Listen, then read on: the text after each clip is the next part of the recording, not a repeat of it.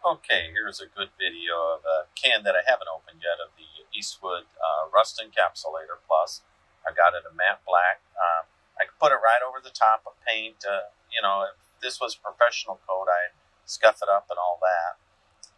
But the way the encapsulator works is it converts the iron oxide 3 into an iron oxide 4, and the black color is helping to is a component of that because it converts that using aluminum oxide dust inside of here.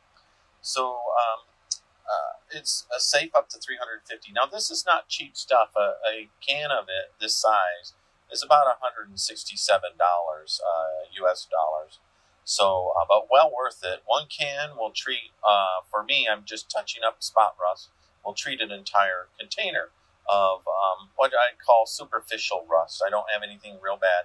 Now, the underside of my storage shipping containers are a lot worse. So I'm expecting I'll probably use a gallon under both containers, so half gallon each. So I shake this up, and you saw me apply it.